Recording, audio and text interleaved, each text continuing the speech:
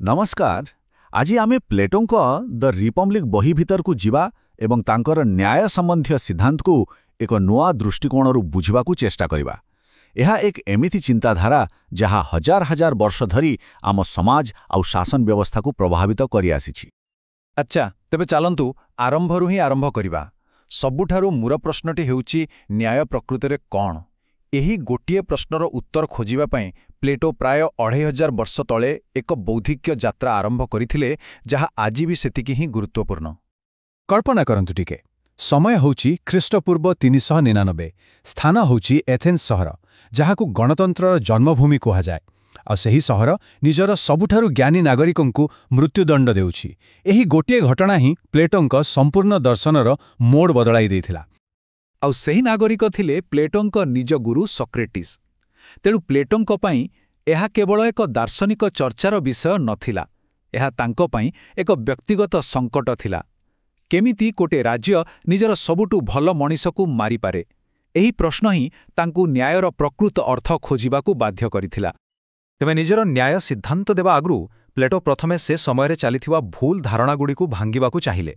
से देखाइबाकु चाहुथिले जे लोकमाने जाहाकु न्याय बोली भाबुचंती ताहा प्रकृतरे केते भूल। सेतेबेले सबुठु साधारण धारणा थिला न्याय माने सत कहिबा और निजर ऋण सुझीदेबा। शुणिबाकू तो एकदम सीधा साधा और ठीक लागुछि नुहे कि, किंतु प्लेटो एहार गभीरताकू प्रश्न कले। एहार जवाबरे प्लेटो किछि कठिन प्रश्न पचारिले। जदि जणे बंधु पागल होई जाइछि, ताठारु आनिथिबा अस्त्र ताकू फेराई देबा कौन न्याय हेब? किंबा जदि सत कहिले देशर गुप्त कथा शत्रु पाखरे पहुंची जीव, तेबे कौन सत कहिबा न्याय?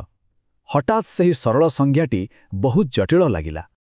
एहा परे आसिला द्वितीय धारणा, जहा टिके उग्र थिला। न्याय होउची शक्तिशाली लोकंकर स्वार्थ, जहार शक्ति ताहारे ही अधिकार। एहार अर्थ हैला न्याय बोली किछि नाही, एहा केवल क्षमताशाली लोकंकर एक खेल। एहार जवाबरे प्लेटो एक बहुत सुंदर उदाहरण देले।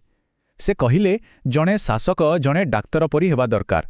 डाक्तरर काम हेउछि रोगीकू अर्थात जनताकू सुस्थ करिबा, निज फायदा पाई रोगीकू शोषण करिबा नुहे। तृतीय धारणाटी टिक्के व्यावहारिक थिला। एहा कहुथिला न्याय हेउछि भयर संतान। एहाकू दुर्बल लोकमाने निजकू बंचाइबा पाई तयारी करिछंती। एही हिसाबरे न्याय कोनोसी महान गुण नुहे, बरং एक प्रकार बाध्यतामूलक सालिस। किंतु प्लेटो एहाकू भी मानिले नहीं।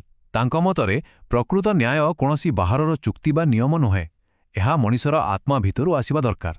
एहा एक आभ्यंतरीण स्वाभाविक गुण हेबा उचित। तेबे एही सबु प्रचलित धारणा को काटिबा परे प्लेटो निज सिद्धांतर मूलदुआ पकाइले।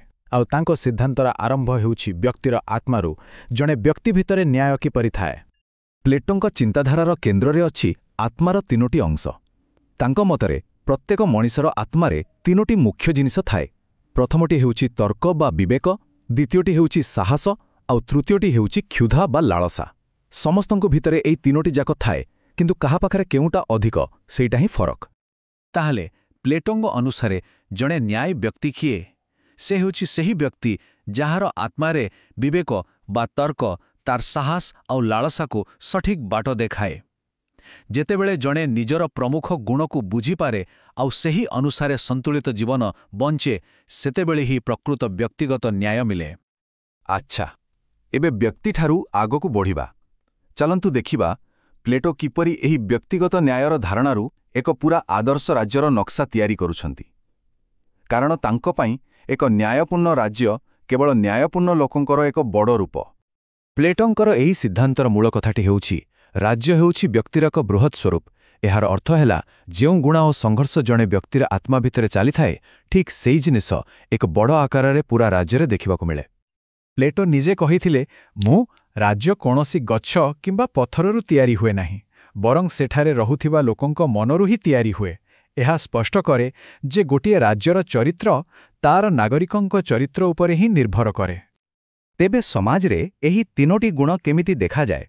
प्लेटो एहाकू तीनोटी सामाजिक श्रेणी रे बांटिले। जेउमानंक भितरे तर्क बा विवेक अधिक सेमाने हेबे शासक, जेउमानंक भितरे साहस अधिक सेमाने हेबे देशर रक्षक बा सैनिक, आउ जेउमानंक भितरे लालसा अधिक सेमाने हेबे उत्पादक, जे कि समाज पाई जिनिसपत्र तयारी करिवे। तेबे एही आदर्श राज्ୟରେ न्याय केमिति आसिबो? प्लेटोंक अनुसारे ଏହାର 3ଟି ସରଳ ନିୟମ ଅଛି। ପ୍ରଥମତଃ, ପ୍ରତ୍ୟେକ ଶ୍ରେଣୀ କେବଳ ନିଜ ପାଇଁ ଥିବା କାମ କରିବ। ଦ୍ୱିତୀୟତଃ, କୌଣସି ଶ୍ରେଣୀ ଅନ୍ୟ କାହାରି କାମରେ ମୁଣ୍ଡ ଖେଳାଇବ ନାହିଁ। ଆଉ ସବୁଠୁ ଜରୁରୀ କଥା, ବିବେକୀ ଶାସକ ଶ୍ରେଣୀ ହିଁ ବାକି 2 ଶ୍ରେଣୀ ଉପରେ ଶାସନ କରିବେ। କିନ୍ତୁ ପ୍ଲେଟୋଙ୍କର ଏହି ଯୋଜନା ଯେତିକି ସରଳ ଶୁଭୁଛି ସେତିକି ବିବାଦୀୟ ମଧ୍ୟ। ଏହାକୁ ନେଇ ବହୁତ ସମାଲୋଚନା ହୋଇଛି। ତେବେ ଚାଲନ୍ତୁ ଏବେ ଏକ ନିରପେକ୍ଷ ଦୃଷ୍ଟିରେ ଏହାର ଦୁର୍ବଳତା ଆଉ ତ୍ରୁଟିଗୁଡ଼ିକୁ ଦେଖିବା। ପ୍ଲେଟୋଙ୍କ ଏହି ସିଦ୍ଧାନ୍ତର ସବୁଠୁ ବଡ଼ ସମାଲୋଚନା ହେଉଛି ବ୍ୟକ୍ତିଗତ ସ୍ୱାଧୀନତାକୁ ନେଇ। ଏହା ଲୋକଙ୍କୁ ଜୀବନସାରା ଗୋଟିଏ କାମରେ ବାନ୍ଧି ରଖୁଛି, ଯାହା ତାଙ୍କର ବିକାଶକୁ ଅଟକାଇ ଦେଇପାରେ। ଆଉ ଗୋଟେ ବଡ଼ ବିପଦ ହେଉଛି କ୍ଷମତା। ଏହି ବ୍ୟବସ୍ଥା ଶାସକଙ୍କ ହାତରେ ଅସୀମିତ କ୍ଷମତା ଦେଉଛି, ଯାହା ଉପରେ କୌଣସି ଅଙ୍କୁଶ ନାହିଁ। ଶେଷରେ ଏହା ଏକ କଠୋର ସମାଜ ତିଆରି କରୁଛି, ଯେଉଁଠି ରାଜ୍ୟ ପାଇଁ ବ୍ୟକ୍ତିକୁ ବଳି ଦିଆଯାଉଛି। ତେବେ ଶେଷରେ ଏକ ବଡ଼ ପ୍ରଶ୍ନ ବାକି ରହୁଛି। ସମାଜରେ ଶାନ୍ତି ଆଉ ସ୍ଥିରତା ଆଣିବା ପାଇଁ ଜଣେ ବ୍ୟକ୍ତିର ଭୂମିକାକୁ ସବୁଦିନ ପାଇଁ ସ୍ଥିର କରିଦେବା, ଏହା ପ୍ରକୃତରେ ନ୍ୟାୟ ନା ଏକ ପ୍ରକାର ଅନ୍ୟାୟ? ଏହି ପ୍ରାଚୀନ ପ୍ରଶ୍ନର ଉତ୍ତର ଆଜି ବି ଆମ ସମସ୍ତଙ୍କୁ ଚିନ୍ତା କରିବାକୁ ବାଧ୍ୟ କରୁଛି।